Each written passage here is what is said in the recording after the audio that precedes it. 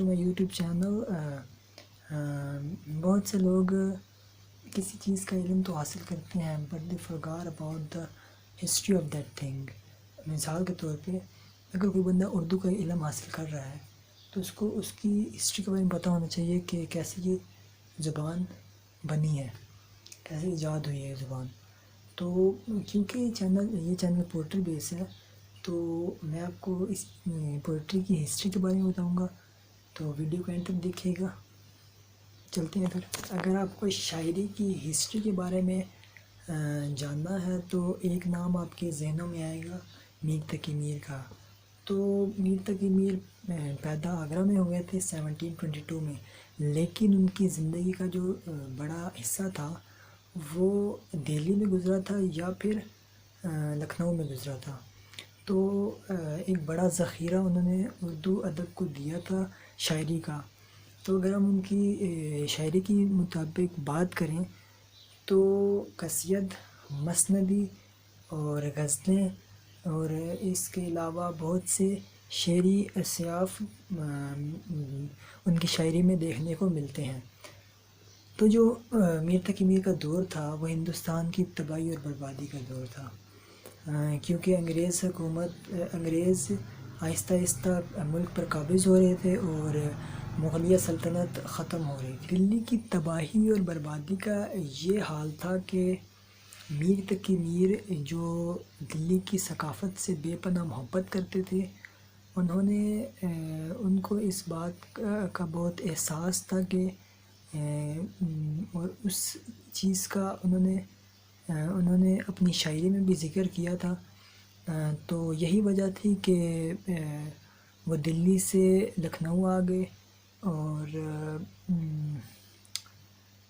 ان کو آ کر معلوم ہوا کہ ایک جگہ مشاعرہ ہو رہا ہے۔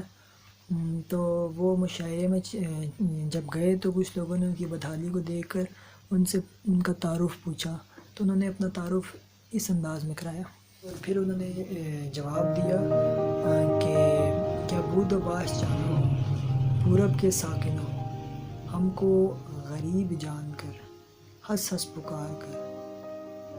دلی جو ایک شہر تھا، عالم میں انتخاب رہتے تھے منتخب ہی، جہاں روزگار اس کے فلک نے سب لوٹ کر برباد کر دیا، ہم رہنے والے ہیں اسی اجڑے دیار کے۔ تو یہ چھوٹا سا انہوں نے جواب دیا تھا اپنے تعارف میں۔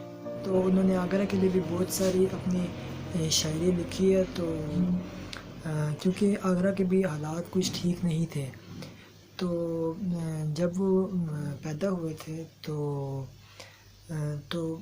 ان کو بچپن میں تو وہ تربیت اور وہ تحفظ ملا تھا، لیکن ان کی کم عمری میں ہی ان کے والدین کا انتقال ہو گیا تھا۔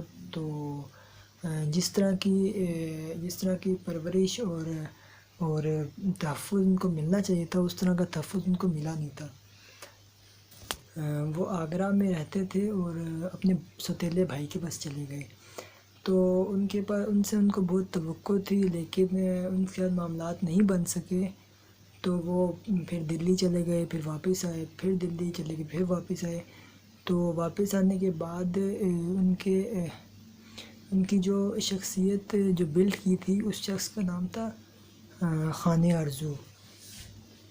تو خانِ ارزو بھی بہت اچھی پرسنالٹی کے مالک تھے، تو ان کا بھی تعلق اردو ادب اور فارسی ادب سے بہت گہرا تھا۔ تو جو تربیت میر تقی میر کے ماموں نے ان کی تھی، اس کا ذکر انہوں نے اپنی شاعری میں بہت دفعہ کیا ہے۔ تو یہ الگ بات ہے کہ ان کے ماموں سے بھی ان کے معاملات نہیں بن پائے۔ خیر، کیونکہ میر تقی میر نے جس طرح کی زندگی گزاری تھی اور جن حالات کو انہوں نے فیس کیا تھا، تو آپ جیسا بندہ بھی ہو تو وہ بھی مطلب کافی نازک مزاج ہو جائے گا، کیونکہ ہر بات کو فیل کرے گا۔ تو نئی زندگی بھی تھی، ان کے گھر کے حالات بھی تھے اور ان کے باہر کے حالات بھی تھے، جو کہ ان کے ذہن پر ہم مکتب ہو چکے تھے۔ خیر، ہم یہ کہہ سکتے ہیں کہ میر کے بغیر ہماری اردو ادب نامکمل ہے، اور اس کی بڑی وجہ یہ ہے کہ جس طرح میر نے اپنے ذات کو، اپنے عہد کو اپنے اشعار میں جس طرح بیان کیا ہے وہ قابل ستائش ہے اور قابل تعریف ہے۔ تو یہ اس ویڈیو کا پارٹ 1 تھا، اور امید کرتا ہوں کہ آپ کو پسند آئے گا، اور پارٹ 2 بھی انشاءاللہ جلدی میں اپلوڈ کروں گا۔ تو اگر آپ کو پسند آیا ہے تو لائک کر دیجئے اس ویڈیو کو، اور میرے چینل کو سبسکرائب کر دیجئے، اور بیل آئیکن کو دبا دیجئے تاکہ آپ تک ایسی تمام ویڈیوز موصول ہو سکیں۔ Thank you very much, thanks for watching this video.